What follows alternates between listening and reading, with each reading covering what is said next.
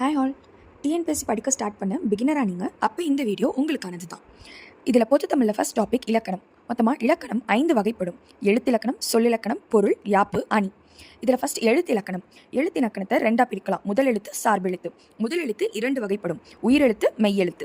உயிரெழுத்துனா நம்ம அ இ தான். மொத்தம் 12 எழுத்துக்கள் இருக்குது. மெய்யெழுத்துன்றது நம்மளுடைய இக்கு இங்கு இச்சு, அது மொத்தம் 18 எழுத்துக்கள் இருக்குது.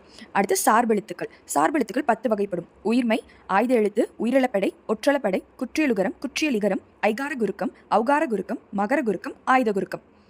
இதில் ஃபஸ்ட்டு முதல் எழுத்தில் 2 வகை சொன்னேன். உயிரெழுத்து, மெய்யெழுத்து. உயிரெழுத்துன்றது மொத்தம் 12 எழுத்துக்கள். அ இ இ உ ஏ ஏ ஐ ஓ ஓ ஔ.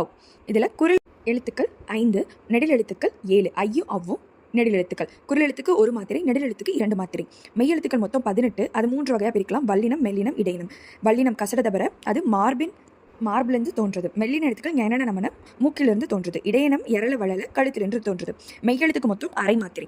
அடுத்து சார்பெழுத்துக்கள். உயிர்மை எழுத்துன்றது உயிரெழுத்தும் மெய்யெழுத்தும் சேர்ந்து உயிர்மை எழுத்துக்கள் உருவாகிறது. மொத்தம் 216 உயிர்மை எழுத்துக்கள் தமிழில் இருக்குது. ஆயுத எழுத்து. ஆயுத எழுத்துக்கு அரை மாத்திரை. இதுக்கு இன்னொரு பேர் முப்புள்ளி, முப்பார்புள்ளி, முற்றாயுதம், அக்கேனம், ஆயுதம், தனிநிலை, கேடயம் என வழங்கப்படுகிறது. இது சொல்லில் இடையில் மட்டுமே வரும், தனித்து இயங்காது. இதில் குரில் எழுத்து, அடுத்து ஆயுத எழுத்து, அடுத்து வல்லின உயிர்மை எழுத்துன்ற ஒரு பேசிக் ஃபார்மேட்டில் தான் இது இருக்கும். எக்ஸாம்பிளுக்கு தான் அஃது, அக்கேனம் இதெல்லாம் வரும். இது நம்ம தலையின் இலிருந்து இந்த ஒளி பிறக்கிறது. இதோட கண்டினியூஷன் நெக்ஸ்ட் பார்ட்டில் பார்க்கலாம். இந்த மாதிரி வீடியோஸ்க்கு இந்த சேனலை சப்ஸ்கிரைப் பண்ணி வச்சுக்கோங்க. பாய்.